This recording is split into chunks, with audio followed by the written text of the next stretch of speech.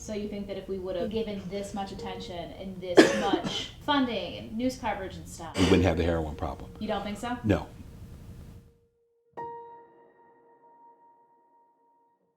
You know, a lot of times when things are in the inner city core, people don't pay attention to it. It's an issue that we continue to struggle with in this country, you know, where the majority seems to have more compassion to address those issues that particularly impact them, and sort of look at the black community and the problems that they have as though somehow it's their own fault and they need to fix it themselves.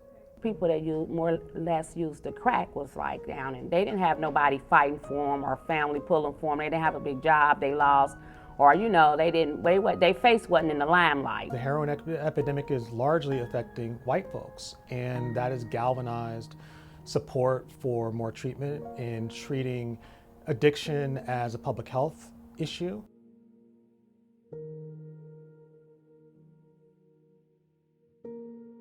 I absolutely think that we ought to be treating addiction as a public health issue, but it makes one think, why didn't we have that approach 30 years ago? I think it's right, the approach we're taking for heroin. I think it's 30 years late for the communities that's been suffering. Since white people are dying, that, you know, that it's like this big, huge epidemic thing, and it's like, okay, when we were dying, what happened then? Where was the majority population addressing this issue when crack cocaine and all the other drugs were just overwhelming the black community, which really caused a lot of destruction to the black family? The individuals were demonized. They were the problem. And it wasn't the drug that was the problem. They weren't the victims, they were the issue. And let's get them in jail, let's get them locked up and get them out of society.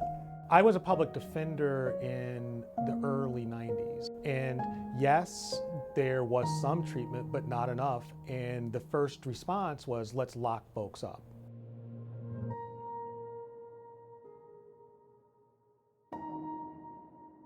I never would have imagined in the 90s that we'd be at this point where public health is the primary lens now by which we're looking at addiction.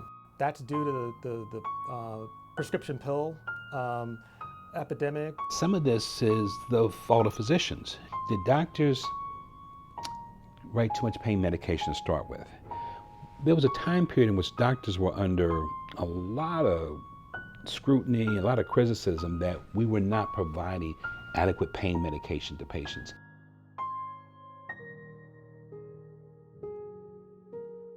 It takes you out of your current state of being and push you into another state, but when you come off of that high, the problem still exists. So we're not dealing with the problem, with the root cause of the problem. What we're looking at, though, are the symptoms of greater problems, and I think until we address those greater problems, all we're going to do is address symptoms, which means that the causes will continue to be there, will continue to fuel the problems that we're facing in this nation. I've been in the atmosphere of drugs pretty much all my life. I personally have lived with, have been around, still, and I go back to these communities. It's still there. On my lifetime, I've seen a lot of druggies. I've seen a lot of people who have overcome drugs, and I've known a lot of people that have died from drug overdose. This epidemic that we're going through now is a huge, they used to say it was a monkey on the back, but I see it as a gorilla. We have to do something different. We gotta learn to pay more attention to what happens to our neighbors.